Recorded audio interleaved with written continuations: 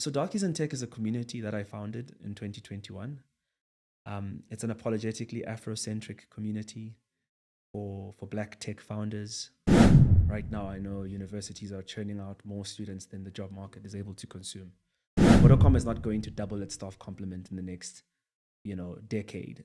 Chances are with AI, it might even reduce slightly, right? So you can't expect corporates to be able to grow at the scale or at the rate that students are being produced.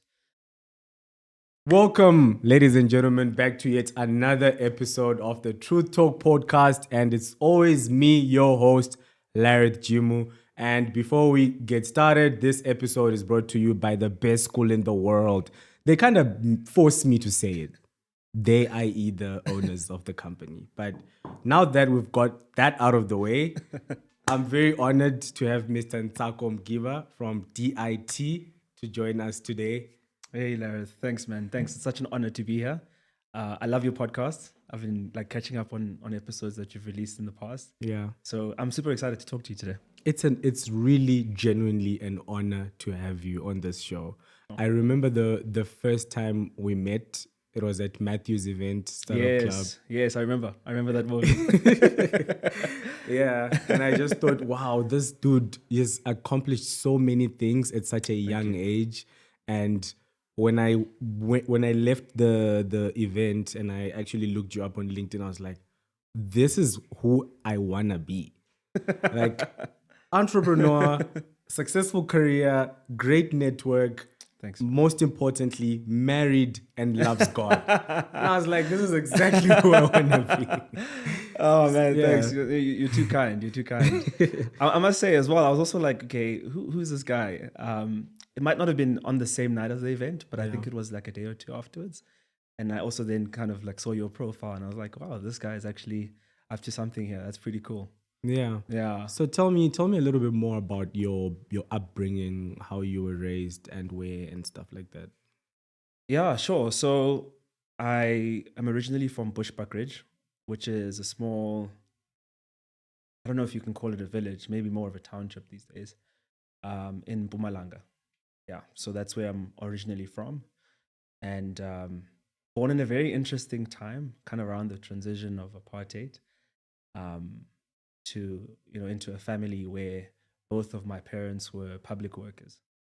So just to give you a bit of context, if you were a public worker back then, let's say either a teacher or a nurse, it meant that you had a decent standard of living. So yeah, I guess born at the right time, given the context and everything around. And what that meant for me is that I was afforded certain luxuries that I think other people in our communities didn't have. So we were one of the first houses in our neighborhood to have a TV. And then we were also, I think we were the first house to have a telegame station.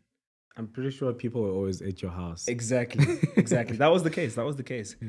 And I think, I think that had a very indelible mark on me and still kind of sits with me today because I was still very young at that point, but I vaguely remember the community being around our house, kind of all situated around this magic box being the TV. And I think that was the very beginning of seeing the power of technology and its ability to connect people around us. And then ever since that moment, I've just always had a love for technology and a love for people. We then moved when I was around 5 to come to Johannesburg. And we just followed my dad's work wherever he went. And I think that was actually a blessing because it kind of then exposed me to, suburban living, being in an environment where, you're in a Model C school. So, it's a better schooling system. You're able to better kind of explore your economic, not your economic, your kind of your curiosities, your intellectual curiosities. That's the word I'm looking for. Mm-hmm. And then I guess that's also, once again, just continued to develop this love for technology in me. Moved from one place to another. So once we arrived at Johannesburg, we lived there for a few years. Then we moved to Durban. And then we lived in Durban for 4 years and moved back to Johannesburg. There's a lot of moving happening. Yeah. But yeah, still, once again, never really changing this passion and curiosity around technology. So when the time came to pick subjects at school, picked, yeah, engineering, graphic design, picked science, picked math, and all those kind of tech related subjects. Would you say you're a nerd? I wouldn't actually call myself a nerd, but I did well at school. Okay. But I don't know, like when I think about a nerd, I think about somebody who does well, but is also not really popular. And I can't say that that was my vibe. I think a lot of the times, because I had to be adaptable, we kept moving to different places. I had to develop my people skills so that I could build friends quickly. I make friends quickly. So because of that, I don't consider myself a nerd, but I did well at school. Okay. Yeah, Okay. yeah. Okay. Yeah, but yeah, so that was my upbringing. Very tight family, last born among three boys. Always had, access to technology, but we were talking earlier on around kind of, how my parents would also support that as well. So one of the things that my dad used to do was that he would tell us, like, if you guys want to, let's say the newest console, then you would have to go out there and raise half of the price yourself, and then I'd give you the other half. So yeah, that led to me deciding to start like any and every business. Like when I mean any and To every, get I mean the best latest games. yeah. Like I started a car wash at some point in our complex. I would go door to door knocking on my neighbors, asking if I could perform for money, and I would literally like perform a song. We would bake, like, oh man, tried everything. And yeah, whenever I would raise the money, I'd go to my dad. He would say, like, well done, but don't worry about it. You can hold on to that cash. I'll buy it. You can buy So games. for him, it was more about It was the more about the character value, the building. character building, really appreciating the value of a rand. Yeah, so that's my upbringing. Yeah, that's it in a nutshell. So how come you went to UCT to study engineering when you had a tech Sure. focus in your upbringing? Yeah, that's a good question. So I always just wanted to go to the best. That was really kind of my mentality at the time. I originally wanted to go to MIT actually, but yeah, unfortunately, that process was far more complicated than I had anticipated, and my school didn't really provide the kind of support necessary to pull off that kind of a thing. I know a lot of great schools do provide support in helping people go to like Ivy League schools and stuff.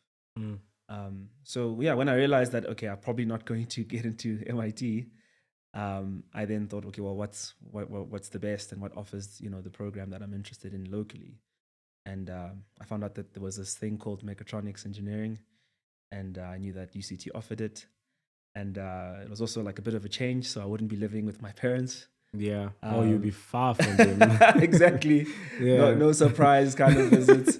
Yeah. And interestingly, I had actually gotten a scholarship at Wits. But yeah, Wits just felt like grade 13. Yeah. Really, because all the Yeah. like I think my school Northcliffe was like the main feeder school for Wits. So a lot of the people I knew were going there, and I didn't want my university experience to feel like my high school experience. Yeah, so I thought, what, Cape Town is far enough. I can go out there, build more friendships, and that's ultimately why I decided to go to UCT. And UCT is the best school in SA. Would you say not in SA, in Africa, right? Would you say it prepared you, and if it did, how did it prepare you for your entrepreneurship journey? Yeah, that's a good question. I mean, UCT is definitely the best in terms of research output. I wouldn't necessarily say it's number one in terms of its entrepreneurial ecosystem. I think we were always kind of lagging behind Stellenbosch in terms of that. Really? Yeah, because they have like, Techno Park where all these major like South African tech companies are based. They have the Launch Lab as well, which is a really, supportive and conducive like incubation for student entrepreneurs. So UCT was behind in that regard, and I think my group, my year, and the ventures that kind of came out of that year were part of, I think, starting to change that narrative. And yeah, so there was this competition, the Vice Chancellor's Challenge.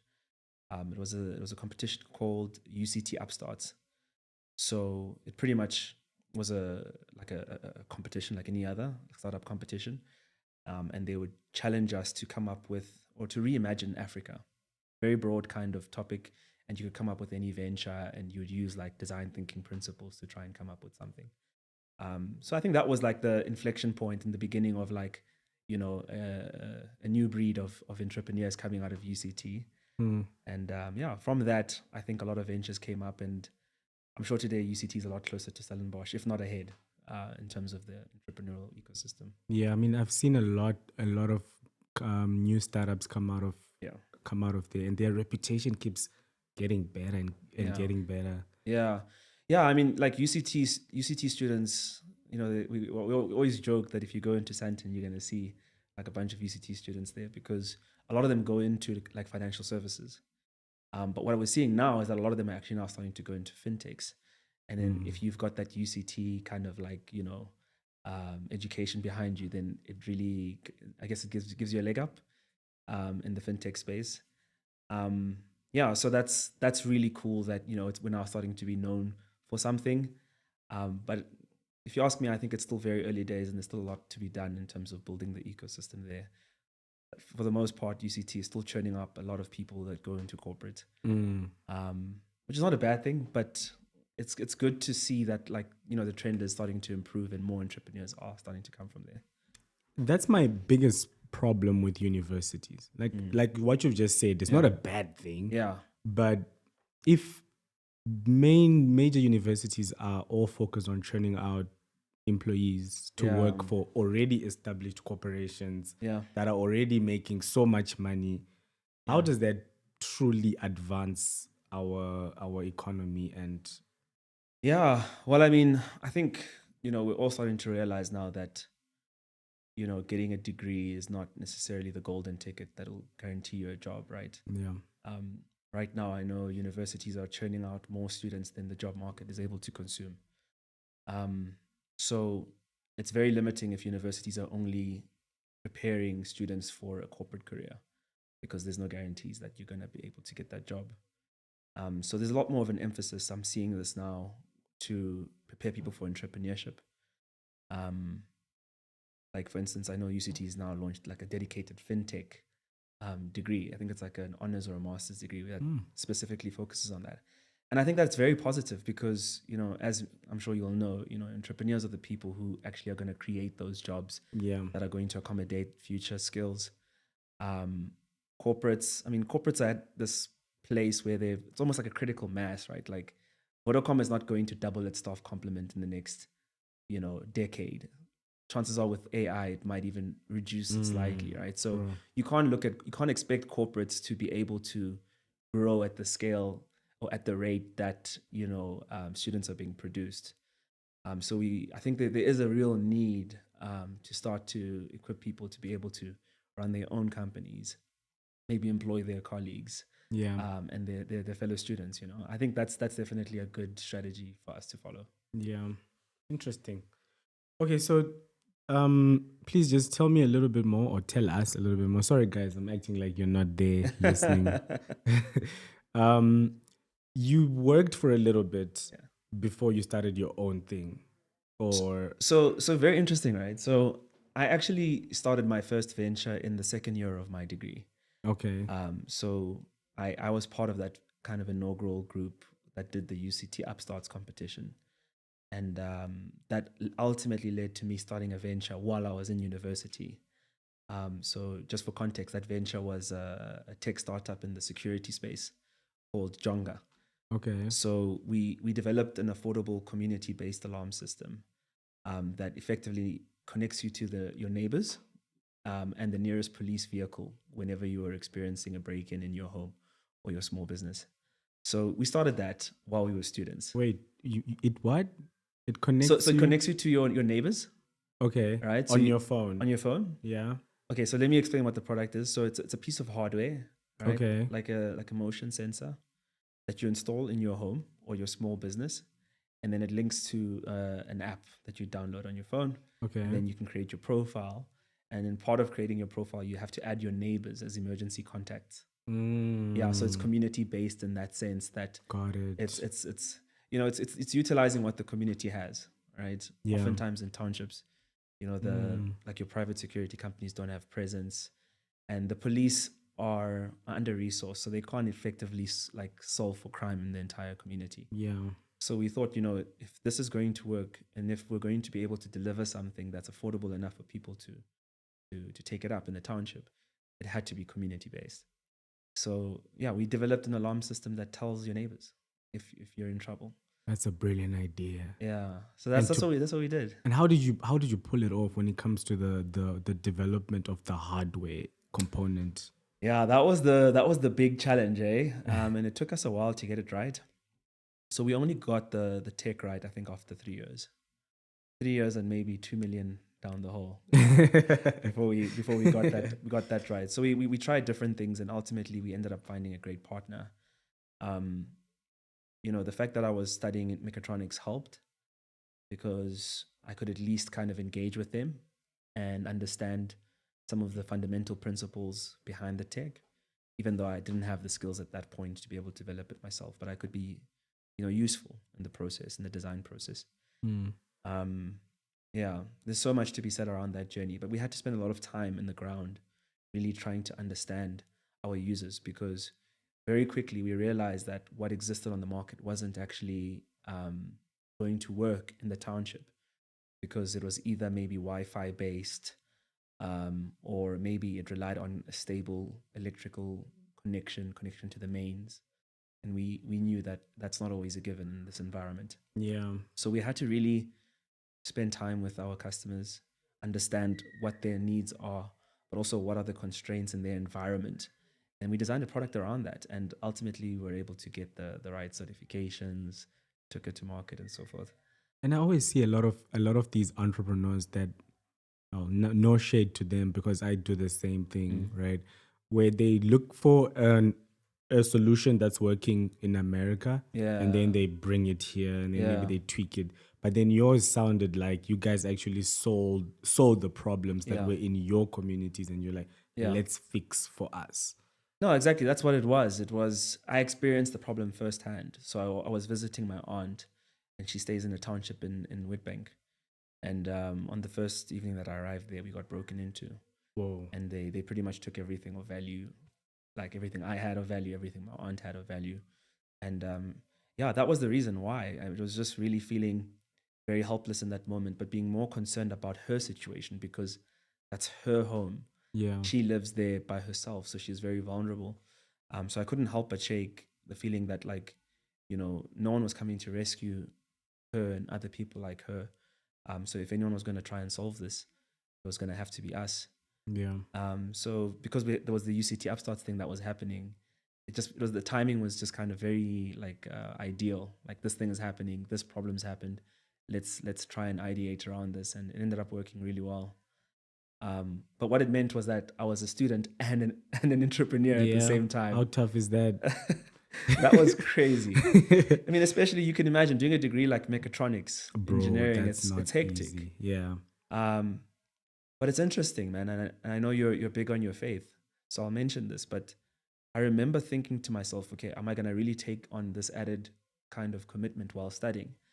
And I remember distinctively, like, the Lord saying to me that, you know what, if you go and pursue this, I'm going to handle your academics. And honestly, that gave me the conviction I needed to continue to pursue it. And interestingly enough, when I started to pursue Jonga, I actually started to do better at school. Wow. Yeah, so it was very fascinating. But yeah, it just kind of meant that I had a non-typical student experience. Yeah. Having to skip lectures to go be in a township somewhere in Franschhoek, just to kind of attend a community meeting and understand what the needs of the community are. But thankfully, by the time we actually graduated, we had gotten enough traction and we had managed to bring on investment. That's So impressive. That's yeah, incredible, actually. yeah. So that was really, really, we were very blessed in that way. And because of that, we didn't have to go and get full-time jobs. We could actually go straight into entrepreneurship. So did you guys exit the business, or what happened? Are you still working on it? So we continued to pursue it. We continued to pursue it for a few years after graduating. Of course, the timing wasn't the greatest because of what ended up happening with COVID. We then lost access to the home, and we had to pivot our business model away from like a B2C, distributing these alarms through like an agent network, to now trying to figure out another way to access the home. A lot of pivots happened. We then, long story short, ultimately ended up running out of money. So that's what happened. But I mean, we had fantastic investors on that venture. They were very willing to kind of double down. I think at that point, though, as founders, we just felt very fatigued and a bit jaded about the space. Didn't your your investors want to kill you? Like, you lost our money. I think we were very blessed, like in the investment team that we were able to put together. These are guys who had built stuff before in the past, so they know what kind of a risk they're taking. And throughout the entire process, we were very open with them around the challenges we were experiencing. So it, in a way, it didn't come as a surprise at the end. It was, constant communication with them, letting them know where we're at, what we're thinking. And then sometime throughout that journey, I then get married, which then essentially changes the rules of engagement. I can imagine. Right? So Tell me, how does getting married change your career? Yeah, that's a good question. So depending on who you marry, right? I think that's really the short answer. If you marry somebody who's very supportive and they know the fact that they found you, as an entrepreneur, then that definitely works in your favor. You can continue to pursue that.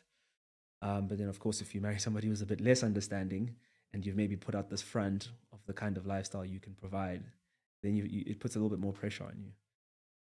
So after I got married, I actually continued to work on Jonga for another year. But in that same year, COVID didn't let out. A lot of the kind of external factors putting pressure onto the business didn't really change. So I just felt, just to kind of be fair to her, to consider other options at this point. There was no point where she told me, hey, you're going to have to start looking at something else. It was just maybe more the sense of responsibility in me. Just after a year, having felt like I had a good opportunity to give this a go, it felt like the right thing to do. Yeah. And in hindsight, also really was impactful for me because it helped me scratch an itch that I had. And that itch was, am I just built for the startup life, or is it only because it's the only thing I know? So there was this like itch and curiosity around, well, what does the formal world of work look like? Maybe I might enjoy it. I don't know because I've never experienced it. And then I guess once I actually got the opportunity to experience it, it only taught me that no, I'm actually really called for. Because you didn't last long. You didn't last long. You were in it for what, a year, and you're like, nah, I'm done. It was a year at Yoko. So the story is, after I decided to take a step back from Jonga, I then joined Yoko. Yeah. As a product manager in charge of their hardware operations. Yeah. Which was a really cool gig and a very awesome learning opportunity for me, because now I think it made me a more rounded person, having had this like startup experience and now kind of working in a bigger scale up environment and seeing how they do things, seeing how structured they are and what systems and processes they'd put into place. So I think that was the reason why I had to be there, was just to really see how a big organization works and how like a growing venture works. So then, after a year, I started, well, maybe a month into it, I started to, feel that like that itchy kind of feeling to kind of start working on the next thing. And I think that it just validated for me that ultimately I do believe I'm called to venture. I think I relate with that, with the sense that for me, all I've known is entrepreneurship. When I graduated, I just went straight into it. I did work at a startup for like a couple of months, but it wasn't a permanent thing. It was just come and see, an internship, right? So I always feel like I have a lack of this knowledge. And when I ask my mentors, they're like, no, just continue doing what you're doing. You're doing well. But then deep down, I'm like, no, I need to work. I get it. Just to learn. Yeah. No, I really get that, hey? I felt the same way when I was just working on like before having had the formal experience with Yoko, and the Delta as well, by the way, which is also another. What is the Delta? What do you guys do there, or what do they do there? Yeah, so the Delta is a venture builder. So we work with founders and help them build and scale their ventures. So that includes helping them build their products, coming up with strategies, helping them find customers. And I think for me, the Delta is like a happy compromise where, if I'm not in an environment where I'm full time in entrepreneurship, I at least want to be working with other entrepreneurs all the time so that, my mind stays fresh Yeah. and I stay in touch with the ecosystem. So, Is it like an accelerator? well, an accelerator is more like a program. This is more like a services company. So you can think of it kind of like an agency, but it's a lot bigger than that. It's more than an agency. Like it's not just tech, but it's actually the whole business that you guys help. It's the whole business that we help work on with the founder. And the Delta is actually such a complex business in the sense that it's got different pillars. So you've got you've got your campus, which is like a physical space, kind of like a Workshop 17 type space, based out in Berlin. We've got like a capital pillar, which is VC fund, based out in Switzerland. So it's an ecosystem. It's a venture ecosystem. As a founder, when you come into the ecosystem, you're able to get the strategic support you need, potentially get the funding you need, maybe even the workspace, right? So you can be around like-minded entrepreneurs. And do founders pay to be a part of it, or do they apply? How does it work? What's the selection criteria? So, I mean, you come in and you typically have a problem, right, as a founder, and you need strategic support. And I'm one of the first people you'll speak to. So I'll sit down with you and try and understand what you're trying to do. And effectively, I'll sell you services. So it's the business model is services in exchange for cash. Okay. So we're not going to vet you and then turn you away on the basis of the fact that we don't like your idea or anything like that. Fundamentally, we believe that we can't actually tell what's a good idea versus not. Only the market and your customers can tell you what's a good idea. Yeah. So we try and give you the venture building blueprint that will help you get to that point where you know if this is something to pursue or not, as soon as possible. That's an interesting concept. I think if we had a lot more venture builders in the country, especially government funded ones, Sure. that are there to just kickstart entrepreneurs, I think we could really solve the unemployment problem.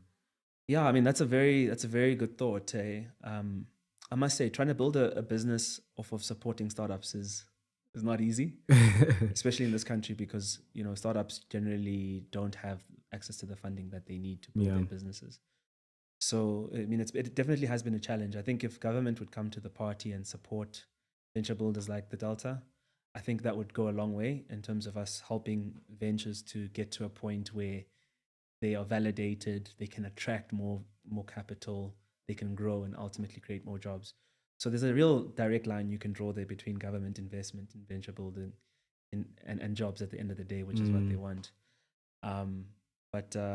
Yeah, Is it what they want though? Because now the more and more I speak to people, I'm kind of now getting the feeling that government does not want people to have jobs. Okay, that's interesting. Because if they did, look at this solution that Yeah. you just presented. It's such an obvious solution. So why don't they implement it? Is it that they don't have the money? Yeah, I mean it's a very good question. I've met people in government. At some point I became so jaded with government, I thought like no one there is doing work. Right. And then you come across people who are really passionate about what they do and very committed to trying to make a difference.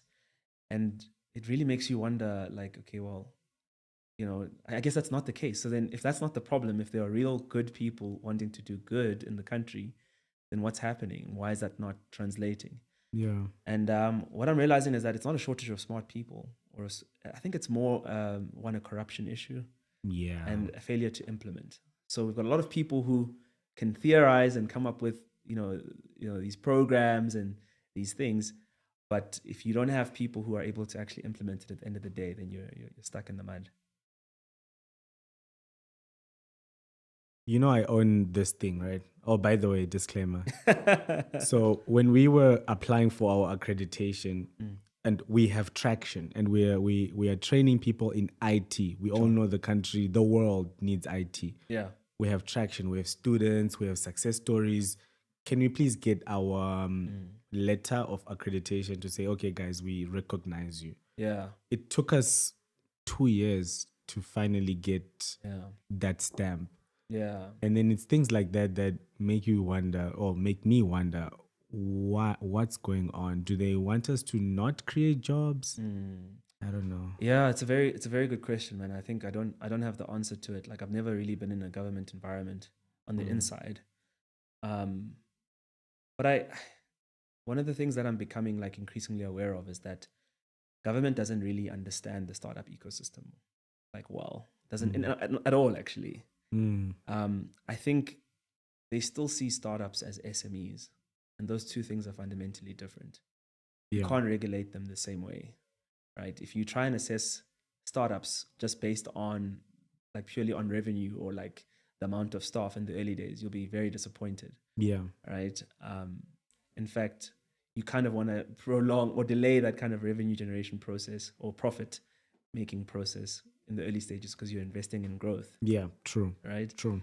And it's a new way of thinking. It's almost like an upside down way of thinking. So you can't treat an SME and a startup as if they're the same thing. Yeah. What I've realized that a lot of the venture funding in this country is still locked up in kind of an SME, like an SME.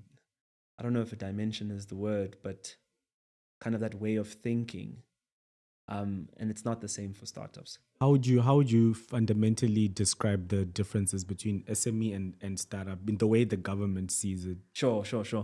So in terms of how the government sees it, they want to see like, do you have predictable revenue over a prolonged period of time, right? So that's one thing that they want to see. And in a startup, it's kind of like the inverse of that because you're burning predictably over a period of time. Yeah. And then you only start to generate revenue much later, right? So that's one of the first things that they'll look at it and they'll say, this business model doesn't make sense, right? You're losing money. You're losing money. And you are telling me that you plan to lose money for the next few years, Yeah. right? Until you reach a critical mass and then you're going to monetize it. So those things are it's like kind of like the inverse.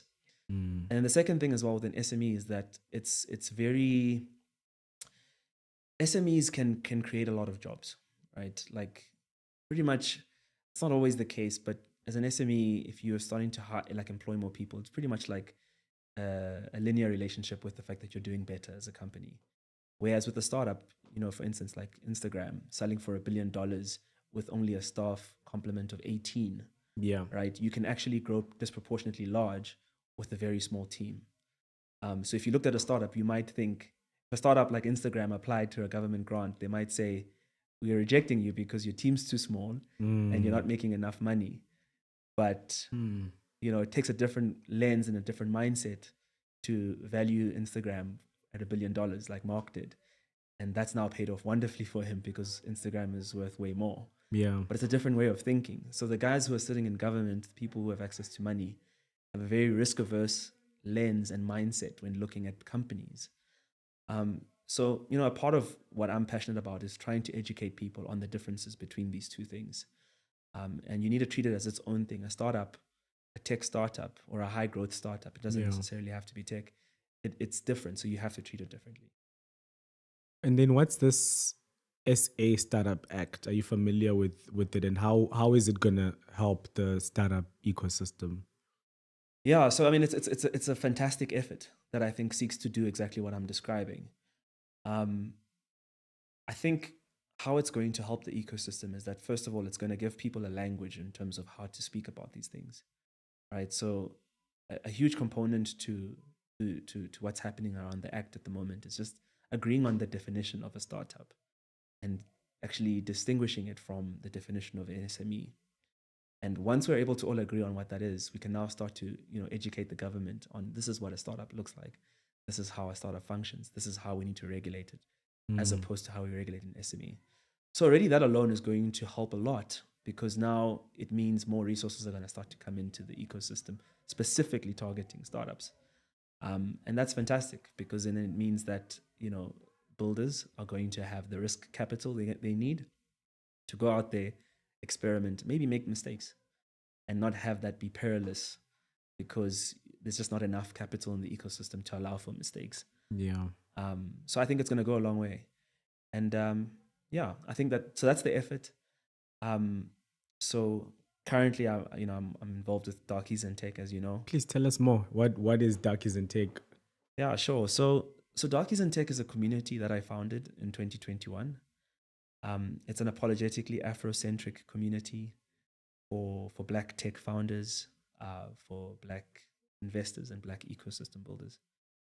So it's something that I decided to start actually based on my experience with Jonga.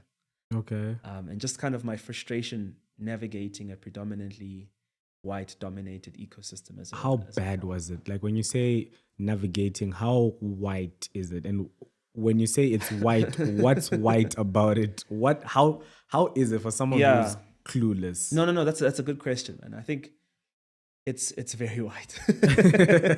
And I mean, look, that's not necessarily, I'm not saying we need less white entrepreneurs in this country. I just think we need more of people of color also kind of, being able to actually consider this a viable route for their careers and their lives.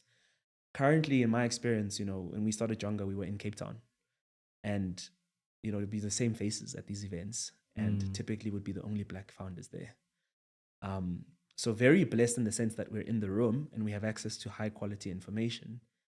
But because by day we were in the township, and then by night we're in these spaces where we're the only Black people, and we're seeing such high quality information flow, seeing such connections being made and capital flowing, it really made the gap very, very visible and pronounced for us. Do you think that gap is by design? I mean, I can't comment to the fact that people are intentionally trying to keep us out, but it's what's happening, right? So maybe it might be unintentional. I can't comment on people's intentions, but how it's playing out is that, those people who have access to certain spaces are receiving high quality information. Yeah. People who are not in those rooms are not. And that's causing this gap to widen. So because we had access to those spaces by virtue of the fact that we went to UCT, we have an accent or, whatever, it meant that we were allowed in the room. And I had a hard time celebrating that, knowing how many people were not in the room. So for me, that frustration is what ultimately led to me starting Darkies and Tech. And also, I also realized that there were other people. So there were like pockets of brilliance that I was aware of. So I knew of other founders who were doing incredible things. Yeah. But we never actually came together and shared what we had learned, right, as people of color. Whereas we know that other, cultures and other people were actually doing that, right? Very intentional around how they share knowledge, very intentional about how, capital flows within those communities. Yeah. So I just felt like a missed opportunity. So those two things were a combination that ultimately led to me, in a moment of frustration, adding all of the great people I knew into a group. And yeah, we were like, we'll have to figure it out. Bold. That is one of the boldest things. Because how do you just decide, you know what, we are going to start our own community? But I have to give you props for actually taking action. Yeah. Because I've seen, I'm going to mention, I don't care. You want to cancel me? It's fine, cancel me. I've seen with Jews, Jewish people, whatever community you put them, whether you're persecuting them, whatever's going on, they stick together and they succeed together. Absolutely. But with us, I've seen when one Black person rises, this is what I've just seen. You get people that know this person that intentionally try to pull you down and break you down. Yeah. And it hurts. No, exactly. I mean, I can't even say I blame like Jewish people for doing that. Because really what it is that there's a trust. It's a trust network, right? Because they live their lives together, they share values. It makes sense for them to invest in the next Jewish person because they know what they can expect, right? There's a high level of trust amongst each other as a community, right? What I saw was that as Black people, there's a high level of distrust, which is what you've just like pointed out now. And I feel like, well, there's an even higher level of distrust between people of color and other cultures within our ecosystem, why can't we at least then try and bridge the gap between ourselves so that we can at least try and share what we do know Yeah. amongst each other, right? So let's also leverage the fact that because by virtue of the color of our skin, we kind of have a shared experience navigating the world, right? So why don't we come together and start to also form trust relationships amongst ourselves? So that was pretty much kind of like the founding thought or principle around it, was that, you know, we can't ever get anywhere if we don't even trust ourselves. Yeah. So let's start off by trusting ourselves and creating a space where we can share things between ourselves, and then we can solve for bridging the trust deficit with the broader ecosystem. Where And does this distrust stem from? I think it's just the fear of the unknown, really, fear of the other, you know. Um, yeah, of course, in our country, it's very loaded, right? Like our past and kind of the legacy of apartheid Yeah. has had a real huge role to play. So that's really where the distrust comes from. A lot of times I've heard people, you know, express that, you know, we're not sure, like, are they going to, you know, are they going to focus on this? Are they going to, you know, maybe steward the resources we give them correctly? And people they don't expose that, you know, ignorance or bias intentionally, or, you know, it's just something that they hold in the back of their mind. And, you know, there's a little bit of hesitation around, I just don't know what to expect from this person. That's yeah. It's definitely something that we're trying to breach, right? So that's what we're doing with Darkies and Tech, Yeah. is that we're trying to create a space where we can start to build that trust between ourselves as founders. Yeah. And that's really what's happened, right? Like in the last 3 years building the community, I've been shocked because I wasn't sure if, are we going to actually share knowledge? Are we actually going to share opportunities? Yeah. But what I've seen is that happens on a daily basis. Dude, that group chat or those group chats are popping. They are Like popping. I'm in many of these entrepreneurship networks Yeah. and groups and all these things. None of them. I was telling my brother when you invited me to join DIT, I was with my brother and I was telling him, look at this is so cool. Yeah. Like there's value everywhere you look. Exactly. Yeah. Exactly. Yeah. So we're just trying to, one, unify the ecosystem of professionals of color. Yeah. So the journey doesn't feel so lonely, right? Like our experience where you're the only one in the room. But then two, also we want to raise the tide, right? So it's very important that you kind of are able to create this like AAA grade stamp of approval, right? So that it acts as like a bridge of the trust deficit, right? So if someone has formed this community, then you know that they have access to other excellent founders who are helping to shape their ventures and shape their mindset as a founder and so forth. So in a way, it's kind of like that YC stamp of approval as a venture. You know, when you've gone through YC, it makes you more investable. Yeah. So that's kind of what I'm trying to work towards, where if you're a Black founder and you're a part of this community, then in a way, people know that you've had exposure to other excellent Black founders who have done it. How do you vet the people that come in? So the first requirement is that you need to be a person of color. Okay. So that's very important. Yeah. So the reason why that is because we want to have people who have a shared experience navigating the ecosystem, right? So that's very, very important. The second thing is that you have to be working on a high growth venture, or investing in high growth ventures, or actively supporting them through, like, for instance, acceleration or incubation. Okay. So I'm very particular about that high growth venture part. So I reject SMEs because it's not the same, right? So you have to be working on a high growth venture. And then also, because we're now only focused on South Africa, that's another requirement I have, is that you either have to be you have to be in South Africa or operating in the local tech ecosystem.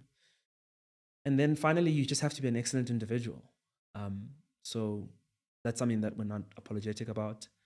You know, DIT is not a space for tech enthusiasts. It's a space for people who are building, right? So, you know, myself and the admissions team, when we sit down and look at applications, we want to actually see that, does everything line up? Is this something that the founder is committed to? Yeah. We search on their LinkedIn. Are we going to see it there? We look at the domain. Are you still using a Gmail domain, or are you using like a professional domain? Because these are all little signals that give us a sense of how serious are you about this. Because we want to have serious people in the community, because we know that when we have people who can add value, then the whole value of the network goes up. Yeah. Yeah, so that's something that we're unintentional about. Well, we're very intentional about and unapologetic about. What are some of the biggest success stories that have come out of DIT? Yeah, that's a good question. And it's difficult for me to say because, admittedly, we're still kind of improving our data tracking capabilities. So there's a lot of magic that happens that I can't really tell you about. But then maybe I'll be sitting down with a member and they'll say, "Oh yeah, when I met this person at this event, they then became a mentor to my startup, or this person opened up this door for me." So there's a lot of magic that happens that I can't really tell you about. But I do know it's happening because people continue to give me feedback around like the different initiatives we have, the different events we have, and so forth. I'm still just waiting for the moment where we can actually have like a large deal between a DIT investor and a DIT founder. And I know that time is coming. Like we're getting there. Yeah, of course we're gonna get there. There's Yeah. nothing. I feel like just speaking to you, I feel like whatever you set your mind to, it's as good as done. It's just now a matter of waiting and being patient. Yeah, man, I want to be a doer in this world. A lot of people talk, and that's great, but I think it's far more powerful to be a doer. And when you look at, I have another question. When you look at our community as Black people or dark people, you'll see that most of us are in the townships or in the poor areas. Yeah, How can someone who is in those areas make it out? yeah, that's a very good question, man. And it's something that I'm very passionate about. I think we need to make it to show other people that they can do it too. Right now, the struggle is real because there's not a lot of like role models for somebody living in the township. The person you look up to is the group of guys who blow up ATM machines and driving M4s and so forth. So that's currently the reference of a role model in the township. So a huge part of our mission in Darkies and Tech is actually starting to create more representation in the ecosystem to show other people that as a Black person, you actually can pursue a career in entrepreneurship and you actually can build technology that can scale to impact other people in the world.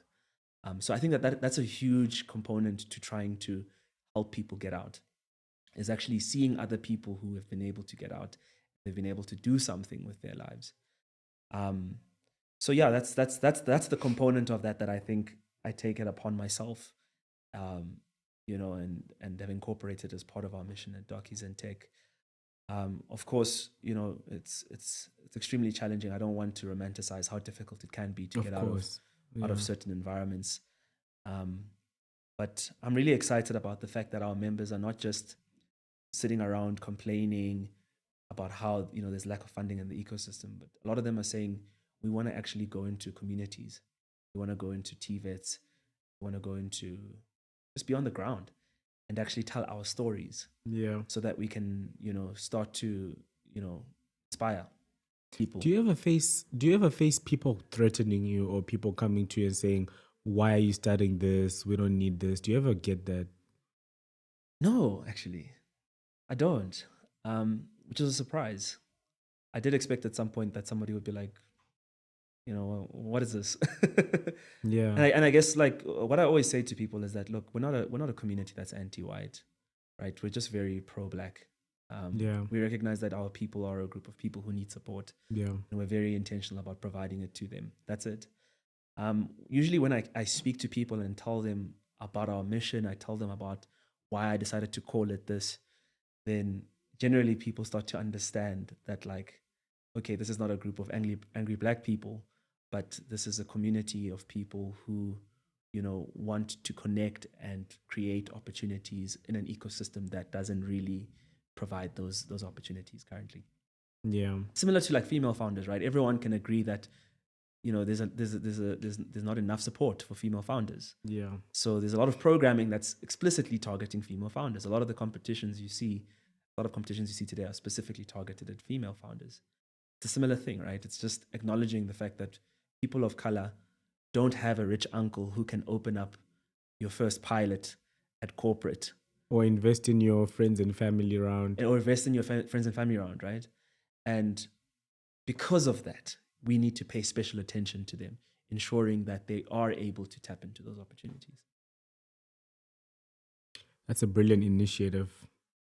Thank you. Thank you. Thank you. I'm glad someone did it. Yeah. I'm yeah. really happy someone. I think it takes a lot of guts really Yeah. to say I'm gonna do this. I'm gonna be known as this guy. Yeah. Whatever you say, I don't care. I'm gonna Yeah. do this, and then you actually do it. Yeah. Yeah. No, Well once done. again, the importance of being a doer, right? The Yeah. importance of being a doer. I think for me, it's one of those things that it's like it's bigger than me, and I do think in many respects this could be the legacy that I hope to leave behind one day. I really see myself as a servant to the community, trying to leverage my networks and the privilege I've had access to through my own venture journey to try and, take the edge off of the journey for other people.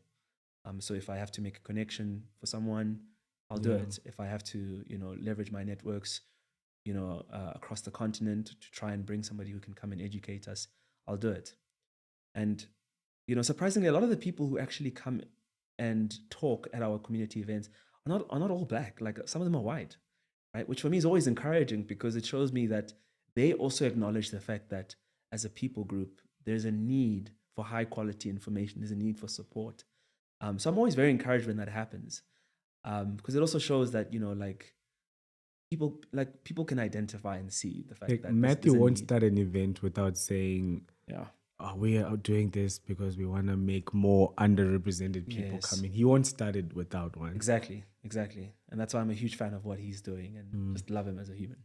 And what's the role? What's the role that Jesus Christ has played in your career and in Darkies and Tech? Yeah, this is a great question, man. Honestly, I don't do anything apart from Jesus. Honest, everything that I do has a mission behind it, and that's usually informed by either some sort of an injustice that I see in the world, or just an opportunity to add value and do something good for the next person. And all of that stems from my value as a believer and as a Christian. Um, Sometimes you can't draw a direct line to the gospel, but it's always an indirect line, right? That you can connect to what I'm doing and trying to kind of further the agenda of the kingdom. I understand Jesus to be, one, the greatest leader of all time, but two, somebody who really stood for justice and trying to uplift marginalized people. And with the Darkies and Tech mission, it really is about that. It's trying to, you know, level the playing field. It's trying to ensure that people are able to have a fair chance. At the end of the day, that's all you can do is give someone the opportunity and give them the chance. Yep. Ultimately, what they do with it is up to them. But yeah, I think that's something that I'm happy to dedicate my life to because, yeah. And I think you started a church, or you and your family started a church. Is that correct? So my older brother is a pastor. He's actually my pastor. I go to his church.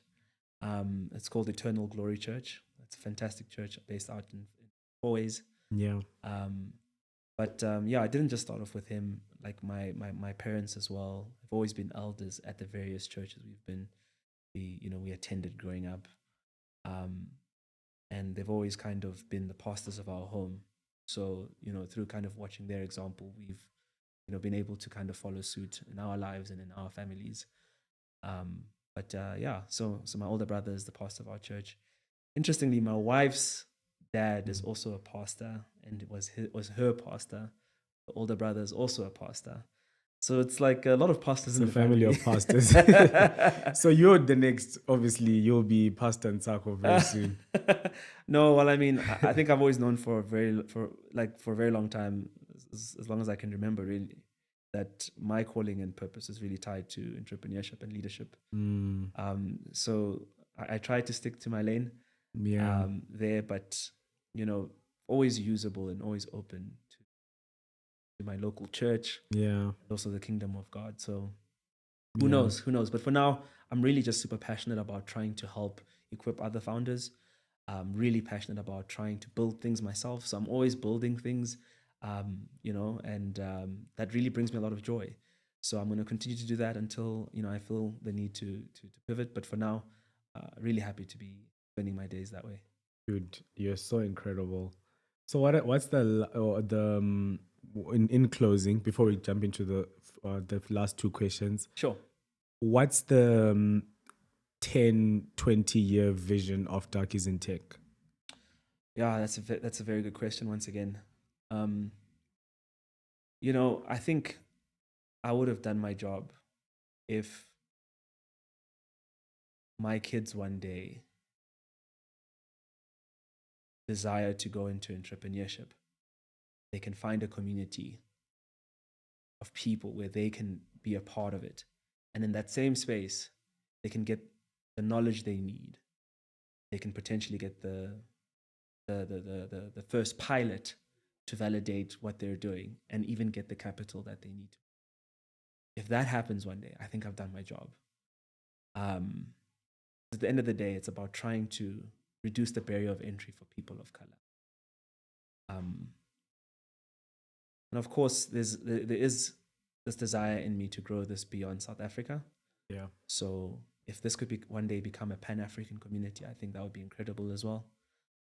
But yeah, really for me, the North Star is that one day my kids will be able to pursue entrepreneurship as a viable career path. And how long is that gonna be? When are we expecting Ntsako Junior?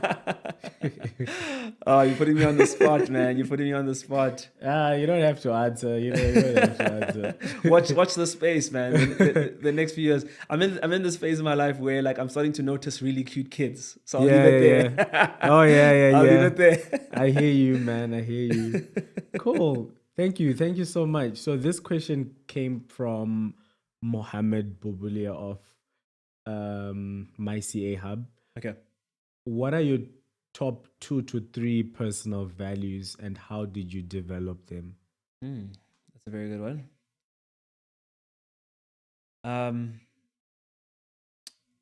I think consistency is an important value for me.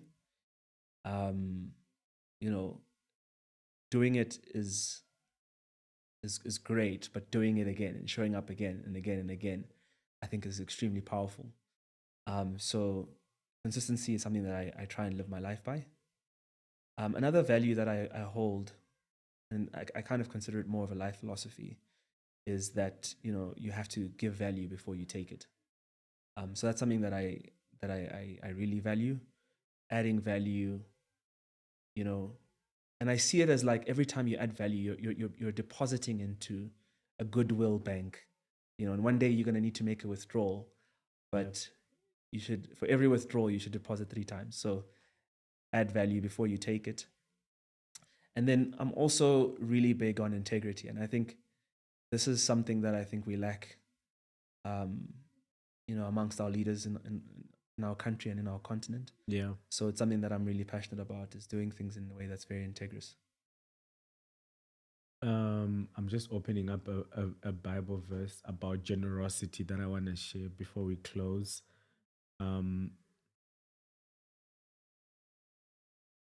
Proverbs 11 verse 25.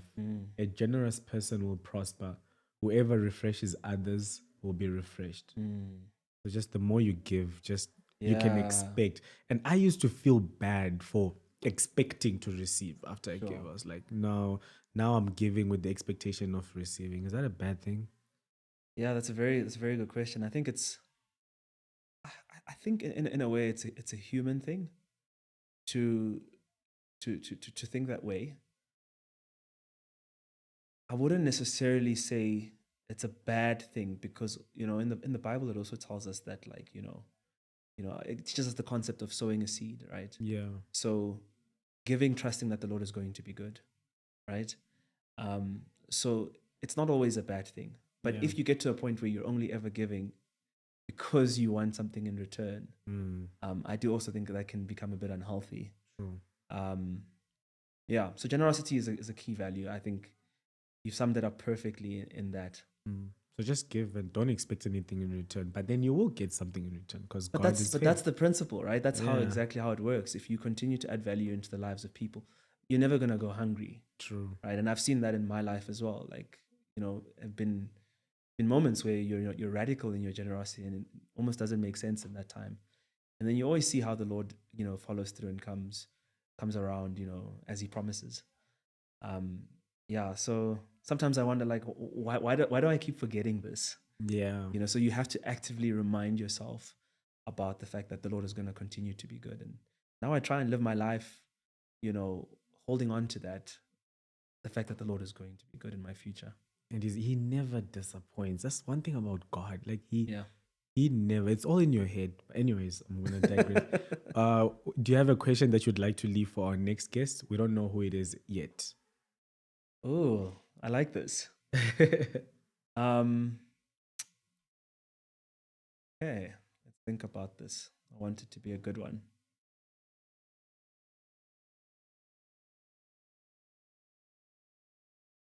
Hmm.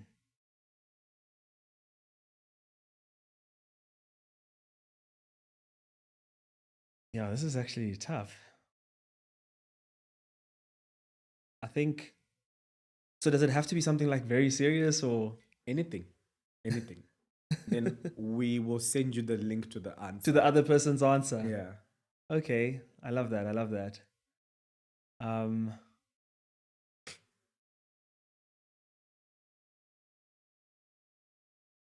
oh, I'm actually struggling to think about something to ask.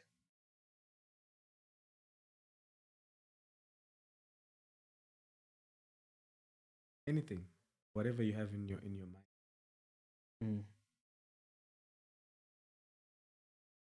Yeah, I think, maybe something inspired by what I've recently been watching and listening to around the value of friendship. I think a lot of content exists out there around relationships, romantic relationships, very little around like friendships. So I'd love to hear from the next person, because I know that your guests are always awesome.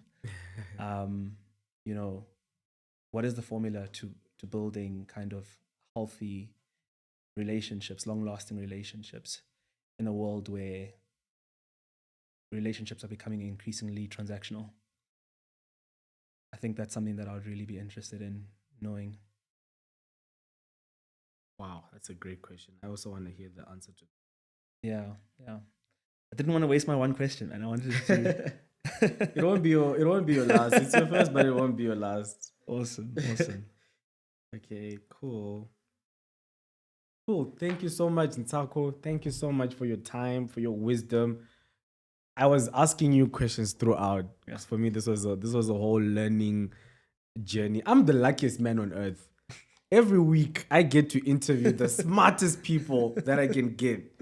And I think you've really lived up to that. Thank you so much for sharing how entrepreneurs can get started, how Black entrepreneurs can get started. And I thanked you once again. I'm going to thank you again for starting DIT. It's an incredible initiative. It's popping. I look forward to the first Fridays that are coming up. Yeah. Super excited about that. Super excited. But Lara, thank you so much, man, for having me as a guest. Thank you for what you're doing. Like I said, you're really putting out high quality content, man. I've loved listening to it, and just want to encourage you to continue to do what you're doing, and continue to also, like, be unapologetic about your faith. I think oftentimes as Christians we're the most quiet about our faith. True. And as we've seen in the Olympics, we're also the most willing to kind of roll over whenever our faith is being walked all over. Yeah. So I really appreciate what you're doing here, and I really believe in it. I believe the Lord's going to bless it. Thank you. I received that, guys. Yeah. Thank you so much, guys, for watching. Thank you for tuning in. Thank you for watching till the end. You guys are the realest G's. Until next time, we'll meet again. And always remember, the truth will always set you free. Goodbye, guys.